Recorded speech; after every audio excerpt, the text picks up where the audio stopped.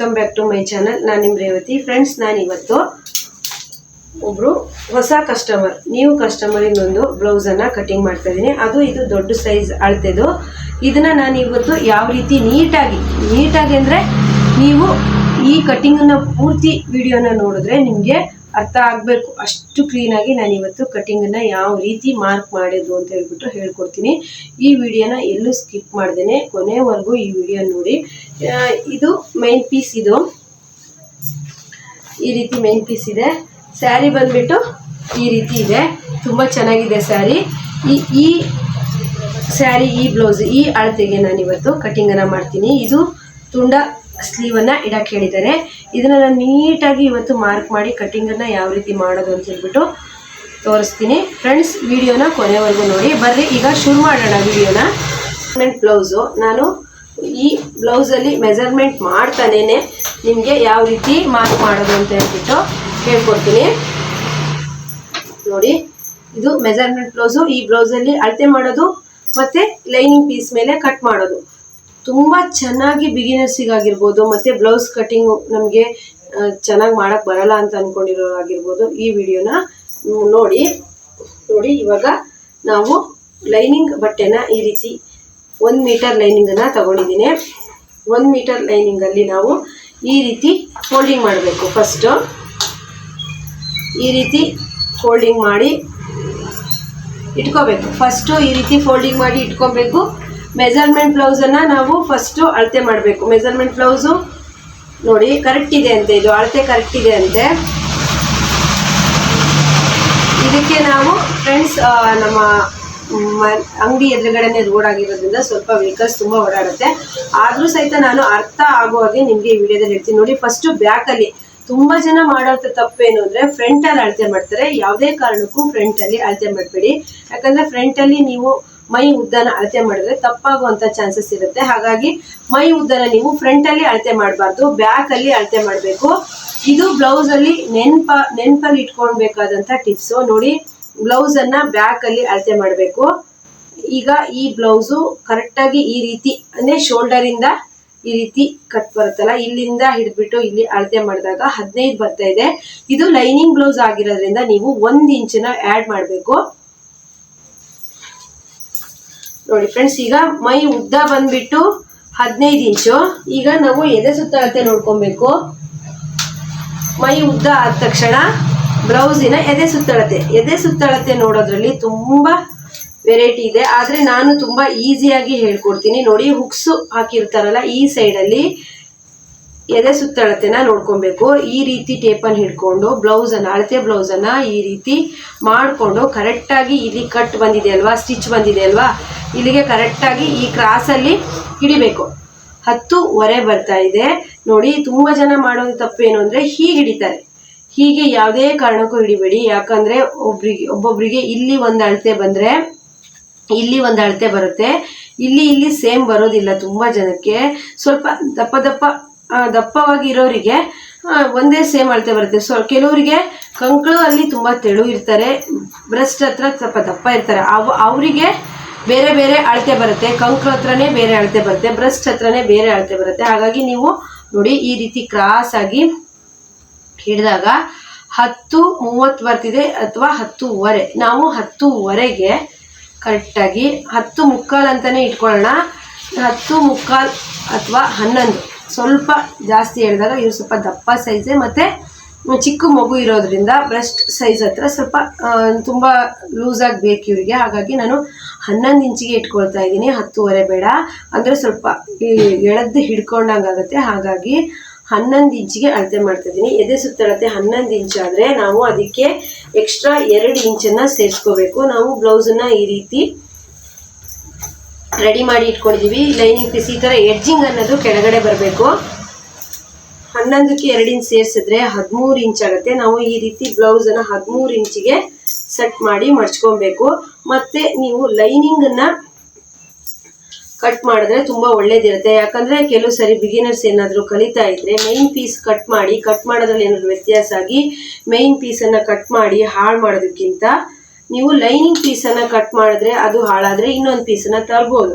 ಹಾಗಾಗಿ ನಾನು ಸಜೆಸ್ಟ್ ಮಾಡೋದೇನು ಅಂತಂದರೆ ಲೈನಿಂಗನ್ನು ಕಟ್ ಮಾಡಿ ಅಂತ ಹೇಳ್ಬಿಟ್ಟು. ಲೈನಿಂಗನ್ನು ನೀವು ಕಟ್ ಮಾಡಿದ್ರೆ ಕೊನೆ ಪಕ್ಷ ಅಕಸ್ಮಾತು ಏನಾದರೂ ಚೇಂಜಸ್ ಮಾಡೋದಿದ್ರು, ಕಸ್ಟಮರು ಏನಾದರೂ ಚೇಂಜಸ್ ಮಾಡಬೇಕು ಅಂತಂದರೆ ನೀವು ಇದರಲ್ಲೇ ಚೇಂಜಸ್ ಮಾಡ್ಬೋದು. ಅಂದರೆ ಸೇಫ್ಟಿ ನೀವು ಲೈನಿಂಗಲ್ಲೇ ಕಟ್ ಮಾಡೋದಾಗಿರುತ್ತೆ. ನೋಡಿ ಈ ರೀತಿ 13 ಇಂಚಿಗೆ ಕರೆಕ್ಟಾಗಿ ಫಸ್ಟಿಂದ ಲಾಸ್ಟ್ವರೆಗೂ ಮೆಜರ್ ಮಾಡ್ಕೋಬೇಕು. ಈ ರೀತಿ ಮೆಜರ್ ಮಾಡಿಕೊಂಡು ಕಟ್ಟಿಂಗನ್ನು ಮಾಡಬೇಕು.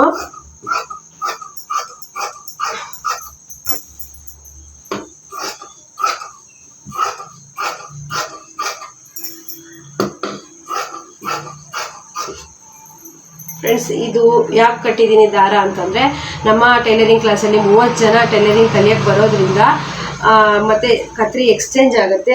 ಹಾಗಾಗಿ ನಾನು ಈ ರೀತಿ ಕಟ್ಟಿದ್ದೀನಿ.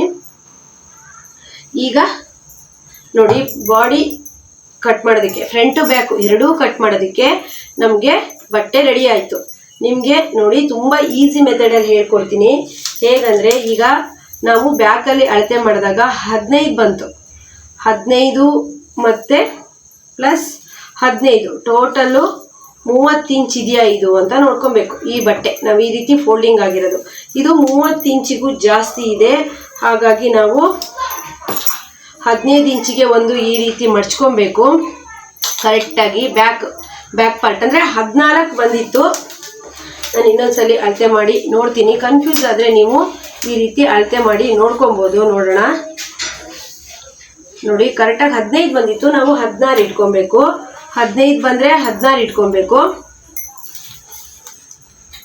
15 ಬಂದರೆ 16 ಇಟ್ಕೊಂಡು ನಾವು ಈ ಬ್ಯಾಕಲ್ಲಿ ರೆಡಿ ಮಾಡ್ಕೊಂಡು, ನಾನು ಫಸ್ಟು ಈ ರೀತಿನೇ ತೋರಿಸ್ತೀನಿ.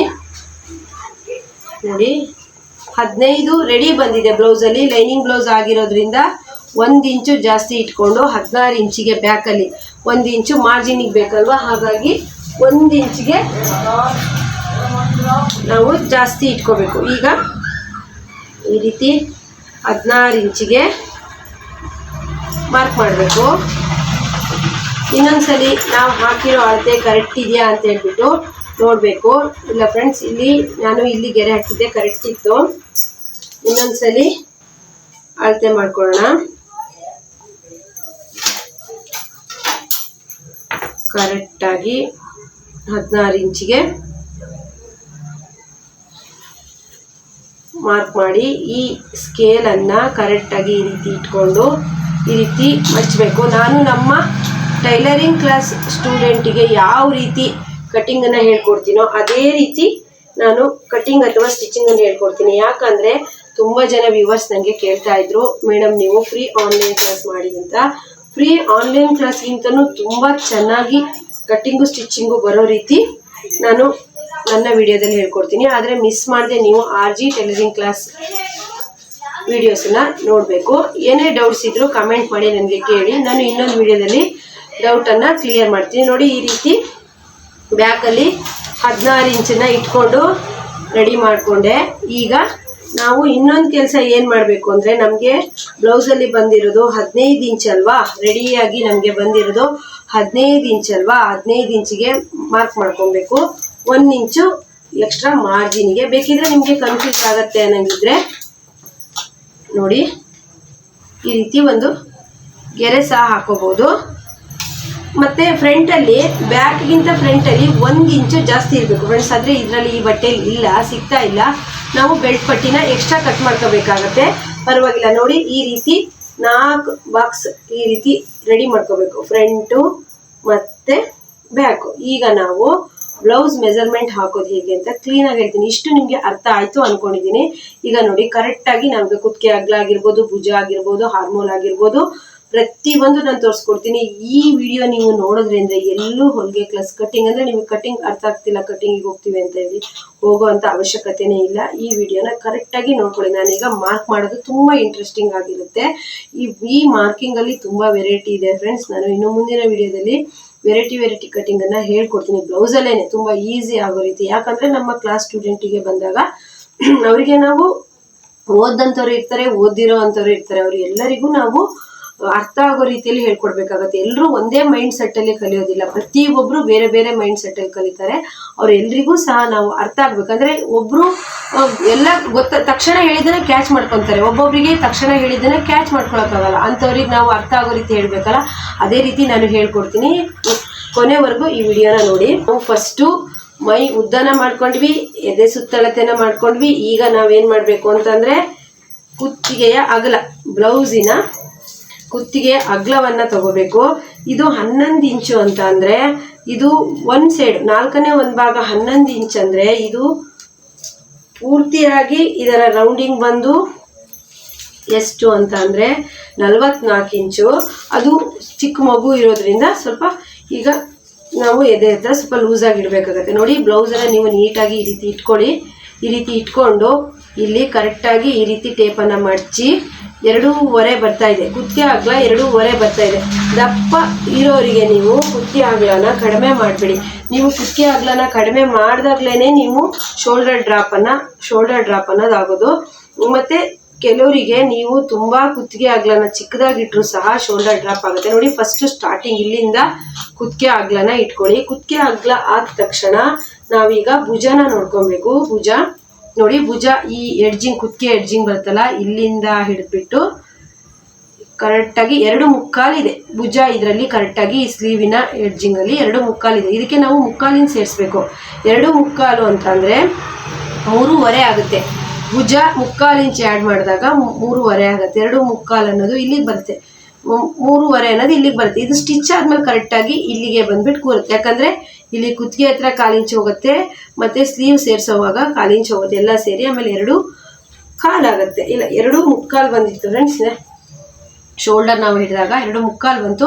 ನಾವು ಅದಕ್ಕೆ 3/4 ಇಂಚ್ ಆ್ಯಡ್ ಮಾಡಿದಾಗ 3.25 ಆಯಿತು. ಈಗ ನಾವು ಹಾರ್ಮೋಲ್ ಇಟ್ಕೊಬೇಕು. ಹಾರ್ಮೋಲ್ ಎಷ್ಟಿದೆ ಅಂತ ಹೇಳ್ಬಿಟ್ಟು ಬ್ಲೌಸಲ್ಲಿ ನಾವು ನೋಡೋದಾದರೆ ಕರೆಕ್ಟಾಗಿ ಈ ರೀತಿ ಬ್ಲೌಸನ್ನು ಕರೆಕ್ಟ್ ಮಾಡ್ಕೊಬೇಕು. ನಮ್ಮ ಕ್ಲಾಸಲ್ಲಿ ಸಹ ಹೇಗೇಗೋ ಇಟ್ಕೊಂಡು ಅಳತೆ ಮಾಡ್ತಾರೆ, ಅದು ಕರೆಕ್ಟ್ ಮೆಜರ್ಮೆಂಟ್ ಬರೋದಿಲ್ಲ. ನೋಡಿ, ಇವರ ಹಾರ್ಮೋಲ್ ಬಂದ್ಬಿಟ್ಟು ರೆಡಿ 5.25 ಬರ್ತಾ ಇದೆ. ಇವರ ಹಾರ್ಮೋಲ್ ಬಂದ್ಬಿಟ್ಟು ಫಸ್ಟು ಕುತ್ತಿಗೆ ಅಗಲ ಮತ್ತು ಭುಜ ಇಟ್ಕೊಂಡ್ವಿ. ಈಗ ಹಾರ್ಮೋಲ್ ಇವ್ರದ್ದು ರೆಡಿ 5.25 ಬರ್ತಾ ಇದೆ. ಅದಕ್ಕೆ 1/2 ಇಂಚ್ ಆ್ಯಡ್ ಮಾಡಬೇಕು. ನಾವು ಈಗ ಒಂದು ಸ್ಕೇಲಲ್ಲಿ ಗೆರೆ ಹಾಕಬೇಕು. ನೋಡಿ, ಕರೆಕ್ಟಾಗಿ ಸ್ಕೇಲಲ್ಲಿ ಗೆರೆ ಇಟ್ಕೋಬೇಕು. ನೋಡಿ ಫ್ರೆಂಡ್ಸ್, ಈ ಸೈಜಿನ ಅಳತೆರರು ಇದ್ದರೆ ಕರೆಕ್ಟ್ ಮೆಜರ್ಮೆಂಟು ಇಷ್ಟು ಬರುತ್ತೆ. ಮತ್ತು ಹಾರ್ಮೋಲು ತುಂಬ ದಪ್ಪ ಇದ್ದಾರೆ, ತುಂಬ ಜಾಸ್ತಿ ಇಟ್ಕೊಬೇಕಾ ಅಂತ ತುಂಬ ಜನ ಕೇಳ್ತಿರ್ತಾರೆ. ಆ ರೀತಿ ತಪ್ಪನ್ನು ಮಾಡಬೇಡಿ. ಯಾಕಂದರೆ ಕರೆಕ್ಟಾಗಿ ಹಾರ್ಮೋಲ್ ಕರೆಕ್ಟಾಗಿ ಕೂರ್ತು ಅಂದರೆ ಮಾತ್ರ ನಿಮಗೆ ಬ್ಲೌಸು ಕರೆಕ್ಟಾಗಿ ಕೂರುತ್ತೆ. ನೋಡಿ, ಫಸ್ಟ್ ಶೇಪ್ ಬಂದುಬಿಟ್ಟು ಒಂದು ಕಾಲಿಗೆ ಇಟ್ಕೋಬೇಕು ಹಾರ್ಮೋಲಲ್ಲಿ. ಆಮೇಲೆ ಈ ಟೇಪನ್ನು ಮಧ್ಯ ಈ ರೀತಿ ಮಡಚಬೇಕು, ಇಲ್ಲೊಂದು ಮಾರ್ಕ್ ಮಾಡಬೇಕು. ಹಾಗೆ ಈ ಟೇಪನ್ನು 2.25 ಇಂಚಿಗೆ ಒಂದು ಮಾರ್ಕ್ ಮಾಡಬೇಕು. ಮತ್ತು ಈ 3 ಪಾಯಿಂಟನ್ನು ಸಹ ನಾವು ಸೇರಿಸ್ಬೇಕು. 3 ಪಾಯಿಂಟನ್ನು ಸೇರಿಸ್ಬಿಟ್ಟು ಇದಕ್ಕೆ ಕರೆಕ್ಟಾಗಿ ಸಮ ಮಾಡ್ಕೋಬೇಕು. ಈಗ ಇದು ಬ್ಯಾಕ್ ಮಾರ್ಕ್ ಆಯಿತು. ಈಗ ಇದು ಫ್ರಂಟ್ ಮಾರ್ಕು 3/4 ಇಂಚಿಗೆ ಒಂದು ಮಾರ್ಕು, ಮತ್ತು ಇಲ್ಲಿ ಸೈಡಲ್ಲಿ 1/4 ಇಂಚಿಗೆ ಒಂದು ಮಾರ್ಕು. ಹಾಗೆ ಈ ರೀತಿ ಹೀಗೆ ಸೇರಿಸ್ಬೇಕು. ಇದು ಹಾರ್ಮೋಲ್ ಆಯಿತು. ಕುತ್ತಿಗೆ ಅಗಲ ಆಯಿತು, ಭುಜ ಆಯಿತು, ಹಾರ್ಮೋಲ್ ಆಯಿತು. ಈಗ ನಾವು ಕುತ್ತಿಗೆಯ ಉದ್ದವನ್ನು ಹಾಕೋಬೇಕು. ನೀವು ಫಸ್ಟಿಗೆ ಆದರೂ ಕುತ್ತಿಗೆ ಉದ್ದವನ್ನು ಹಾಕೋಬೋದು, ಇಲ್ಲದೇ ಇದ್ದರೆ ನೀವು ಕುತ್ತಿಗೆ ಅಗಲ ಮತ್ತು ಭುಜ ತಗೊಂಡು ಹಾರ್ಮೋಲ್ ಹಾಕ್ಬಿಟ್ಟು ಈಗ ಕುತ್ತಿಗೆ ಉದ್ದವನ್ನು ಹಾಕ್ಬೋದು. ಕುತ್ತಿಗೆಯ ಮುಂಭಾಗದ ಉದ್ದ ನೋಡಿ, ಕುತ್ತಿಗೆಯ ಮುಂಭಾಗದ ಉದ್ದನೂ ಸಹ ಅಷ್ಟೇ ಬ್ಲೌಸನ್ನು ಈ ರೀತಿ ನೀಟಾಗಿ ಇಟ್ಕೊಳ್ಳಿ. ಟೇಪನ್ನು ಈ ರೀತಿ ಅಳತೆ ಮಾಡಿ, ಹಾಗೆ ಇದನ್ನು ಈ ರೀತಿ ಮಡಚಿ. ನೋಡಿ, ಟೇಪನ್ನು ಈ ರೀತಿ ಮಡಚಬೇಕು. 7.25 ರೆಡಿ 7.25 ಬರ್ತಿದೆ. ಇದಕ್ಕೆ 1/2 ಇಂಚು ಸೇರಿಸ್ಬೇಕು. ನಾನು ಯಾಕಂದರೆ ಫ್ರೆಂಡ್ಸ್ ನೋಡಿ, ಬ್ಲೌಸ್ ಇಟ್ಬಿಟ್ಟು ಬಟ್ಟೆ ಮೇಲೆ ಕಟ್ ಮಾಡ್ತೀನಿ, ನಿಮಗೆ ತುಂಬ ಚೆನ್ನಾಗಿ ಅರ್ಥ ಆಗಲಿ ಅಂದ್ಬಿಟ್ಟು.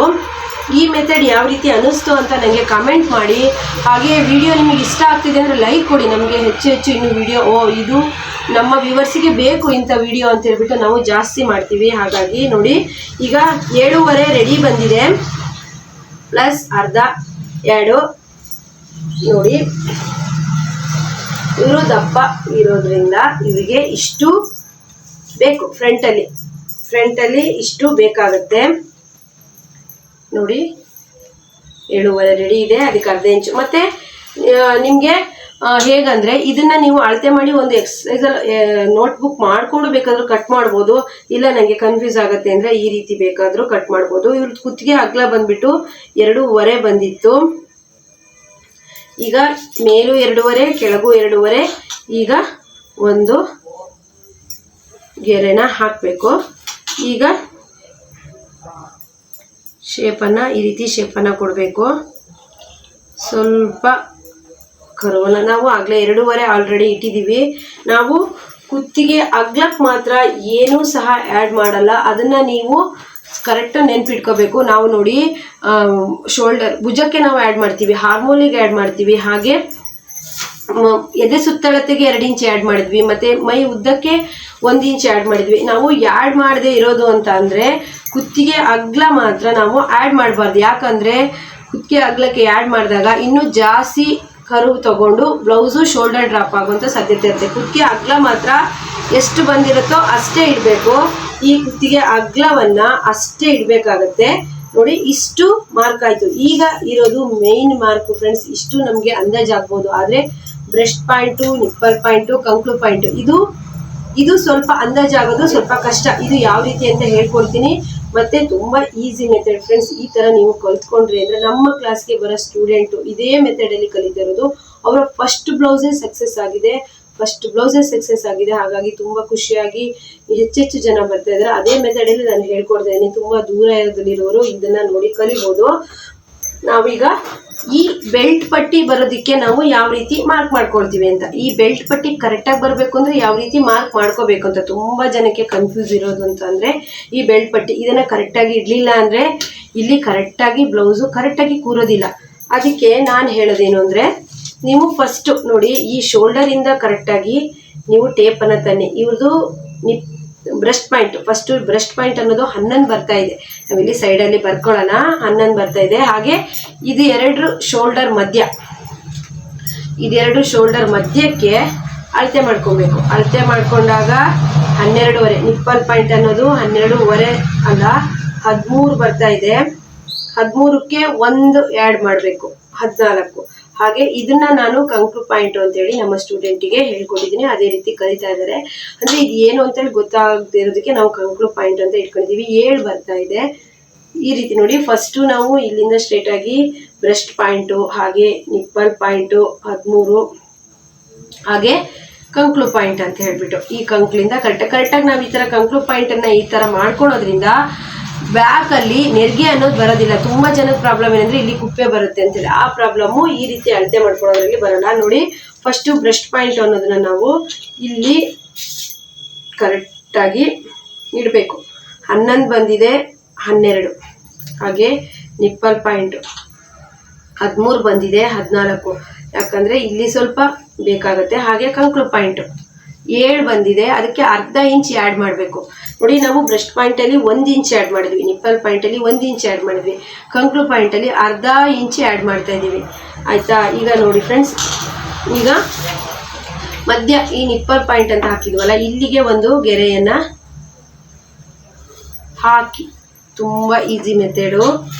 ಇಲ್ಲಿಂದ ನಾವು 1 ಇಂಚಿಗೆ ಒಂದು ಕರು ತಗೊಂಡು ಈ ರೀತಿ ಕೊಟ್ಟರೆ ಆಯಿತು. ತುಂಬ ಜನಕ್ಕೆ ಏನು ಅಂತಂದರೆ ಈ ಶೇಪು ಕೊಡೋಕ್ಕೆ ಬರಲ್ಲ, ಈ ಬೆಲ್ಟ್ ಶೇಪನ್ನು ಕೊಡೋಕ್ಕೆ ಬರಲ್ಲ.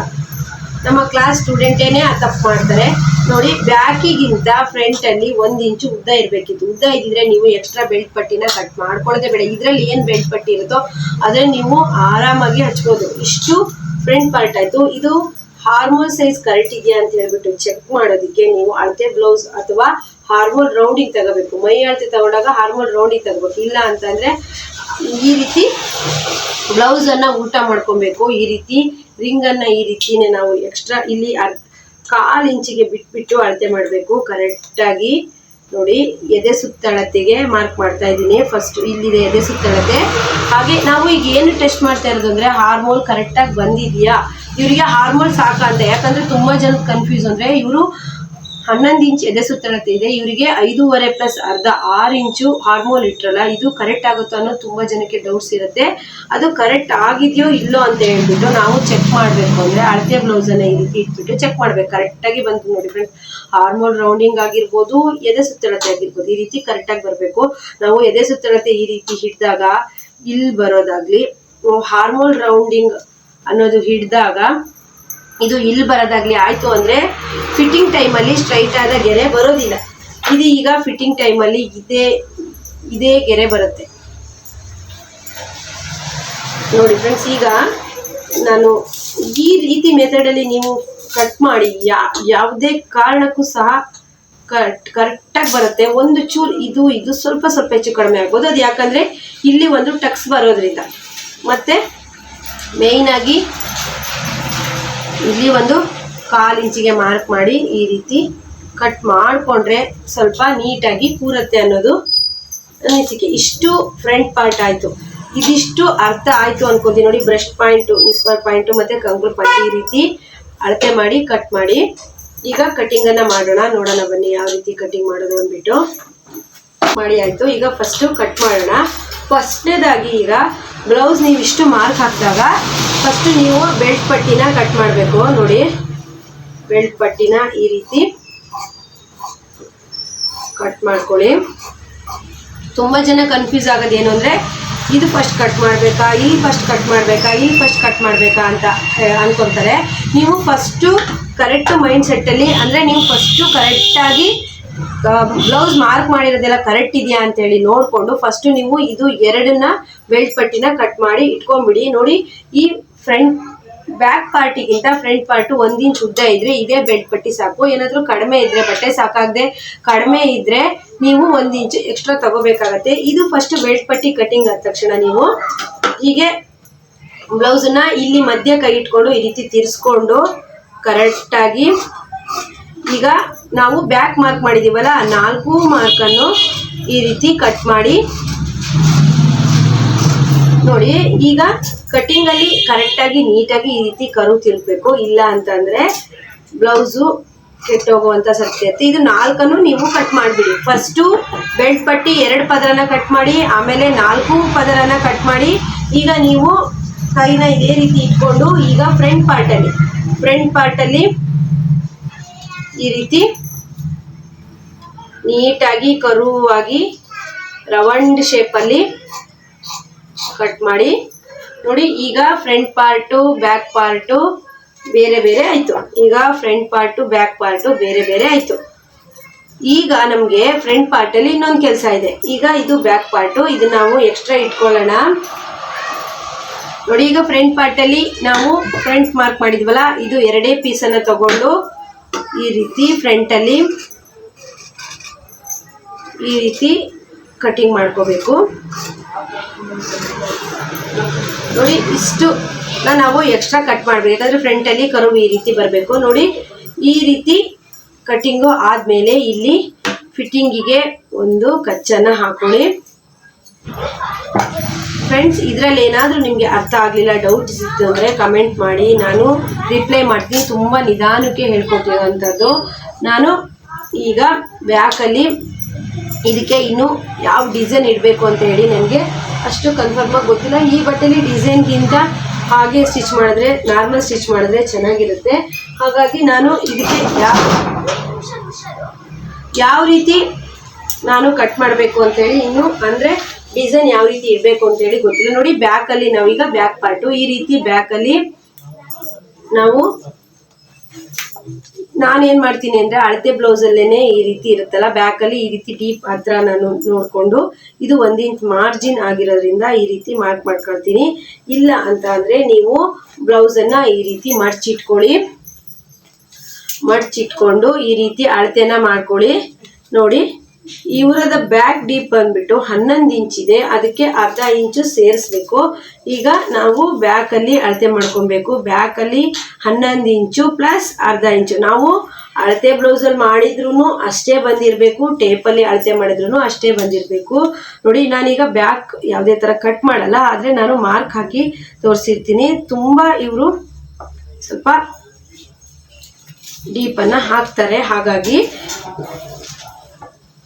ನೋಡಿ, ನೀವು ಎಷ್ಟು ಬೇಕಾದರೂ ಇಲ್ಲಿಂದ ಇಲ್ಲಿಗೆ ಡೀಪನ್ನು ಇಟ್ಕೋಬೋದು. ಅಂದರೆ ಕುತ್ತಿಗೆ ಅಗಲವನ್ನು ನೀವು ಇಟ್ಕೋಬೋದು, ಎಷ್ಟು ಬೇಕಾದ್ರೂ ಬ್ರಾಡಾಗಿ ತೆಗಿಬೋದು. ಆದರೆ ಇಲ್ಲಿ ಕುತ್ತಿಗೆ ಅಗಲದ ಹತ್ರ ನೀವು ಯಾವುದೇ ಕಾರಣಕ್ಕೂ ಬ್ರಾಡ್ ಮಾಡಬಾರ್ದು. ಯಾಕಂದರೆ ಅಲ್ಲಿ ಜಾಸ್ತಿ ಬ್ರಾಡ್ ತಗೊಂಡ್ರೆ ನಿಮಗೆ ಶೋಲ್ಡರ್ ಡ್ರಾಪ್ ಆಗುವಂಥ ಸಾಧ್ಯತೆ ಇರುತ್ತೆ. ನೋಡಿ, ಈ ರೀತಿ ಕ್ರಾಸಲ್ಲಿ ಹಾಕೋಬೇಕು. ಇಲ್ಲಿ ನೀವು ಯಾವುದೇ ಥರ ಡಿಸೈನ್ ಸಹ ಕೊಟ್ಕೋಬೋದು, ಹೀಗೆ ಬೇಕಾದರೂ ಕೊಟ್ಕೋಬೋದು. ಇನ್ನೂ ಸಹ ಕರುವಾಗಿ ಸಹ ನೀವು ಈ ರೀತಿ ಕೊಟ್ಕೋಬೋದು. ಅಂದರೆ ಬ್ಯಾಕಲ್ಲಿ ತುಂಬ ಡೀಪ್ ಹಾಕ್ತಾರೆ ಅಂದರೆ ನೀವು ಎಷ್ಟು ಬೇಕಾದ್ರೂ ಇಲ್ಲಿ ನೀವು ಲೆಂತನ್ನು ಜಾಸ್ತಿ, ಅಂದರೆ ಈ ಲೆಂತು ಮಾಡ್ಕೊಬೋದು, ಇದು ಸಹ ಅಗಲ ಮಾಡ್ಕೊಬೋದು. ಅಂದರೆ ಇಲ್ಲಿ ಕುತ್ತಿಗೆ ಅಗಲದ ಹತ್ರ ಮಾತ್ರ 2.5 ಇಂಚ್ ಇದ್ದರೆ ಅಷ್ಟೇ ಇಡಬೇಕು. ನಾನು ಇದನ್ನು ಈ ಶೇಪನ್ನು ಅವ್ರ ಹತ್ರ ಕೇಳಿಬಿಟ್ಟು, ಕಸ್ಟಮರ್ ಹತ್ರ ಕೇಳಿಬಿಟ್ಟು ಬೆಳಗ್ಗೆ ಕಟ್ ಮಾಡ್ತೀನಿ. ಈ ರೀತಿ ಇರುತ್ತೆ ಫ್ರೆಂಡ್ಸ್. ಬೇಡ ಫ್ರೆಂಡ್ಸ್, ನಾನು ಇವಾಗಲೇ ಕಟ್ ಮಾಡ್ತೀನಿ, ಯಾಕಂದರೆ ನಿಮಗೂ ಸಹ ಒಂದು ಕ್ಲಿಯರ್ ಆಗಿ ಗೊತ್ತಾಗತ್ತೆ ನೋಡಿ. ಯಾಕಂದರೆ ನಾನು ಒಂದು ಬ್ಲೌಸು ಕಟ್ಟಿಂಗ್ ತೋರಿಸಿದಾಗ ಪೂರ್ತಿ ತೋರಿಸ್ಬೇಕಾಗತ್ತೆ. ಹೀಗೆ ಬರುತ್ತೆ. ಯಾಕೆ ನಾನು ಇದೇ ಶೇಪಲ್ಲಿ ಕಟ್ ಮಾಡಿದೆ ಅಂತ ಅಂದರೆ, ಈ ಬ್ಲೌಸ್ಗೆ ನಾನೊಬ್ಬರು ಕಸ್ಟಮರಿಗೆ ಇದೇ ಶೇಪಲ್ಲಿ ಹೊಲ್ಕೊಟ್ಟಿದ್ದೆ. ತುಂಬ ಚೆನ್ನಾಗಾಗಿತ್ತು ಗ್ರ್ಯಾಂಡ್ ಲೇಸ್ ಇಟ್ಕೊಟ್ಟಾಗ. ಹಾಗಾಗಿ ಈ ಕ್ಲಾತ್ಗೆ ಇದು ಕರೆಕ್ಟ್ ಆಗುತ್ತೆ ಅಂದ್ಬಿಟ್ಟು ಇದೇ ಡಿಸೈನನ್ನು ಕಟ್ ಮಾಡಿದ್ದೀನಿ ನೋಡಿ. ಬೆಲ್ಟ್ ಪಟ್ಟಿ ಆಗಿರ್ಬೋದು, ಇದು ಫ್ರಂಟು ಬೆಲ್ಟ್ ಪಟ್ಟಿ ಕರೆಕ್ಟಾಗಿ ರೆಡಿ ಆಯಿತು. ಈಗ ಸ್ಲೀವನ್ನು ಕಟ್ ಮಾಡಬೇಕು. ಇದರಲ್ಲಿ ಏನಾದರೂ ಡೌಟ್ಸ್ ಇದ್ದರೆ ನನಗೆ ಕಮೆಂಟ್ ಮಾಡಿ, ನಾನು ಇನ್ನೊಂದು ವಿಡಿಯೋದಲ್ಲಿ ಡೌಟನ್ನು ಕ್ಲಿಯರ್ ಮಾಡ್ತೀನಿ. ಫ್ರೆಂಡ್ಸ್, ವಿಡಿಯೋ ಹೇಗೆ ಅನ್ನಿಸ್ತು ಅಂತೇಳಿ ಕಮೆಂಟ್ ಮಾಡಿ, ಲೈಕ್ ಮಾಡಿ. ನೋಡಿ, ಇದು ಒಂದು ಬ್ಲೌಸ್ ಇವತ್ತು ಸ್ಟಿಚ್ ಮಾಡಿರೋದು. ಫ್ರೆಂಡ್ಸ್, ವಿಡಿಯೋ ತುಂಬ ಲೆಂತಿ ಆಗಿರೋದ್ರಿಂದ ಸ್ಲೀವ್ ಕಟ್ಟಿಂಗ್ ತೋರಿಸಲಿಲ್ಲ. ನಾಳಿನ ವಿಡಿಯೋದಲ್ಲಿ ಸ್ಲೀವ್ ಕಟ್ಟಿಂಗನ್ನು ತುಂಬ ಪರ್ಫೆಕ್ಟಾಗಿ ಹೇಳ್ತೀನಿ. ಓಕೆ ಫ್ರೆಂಡ್ಸ್, ಬಾಯ್.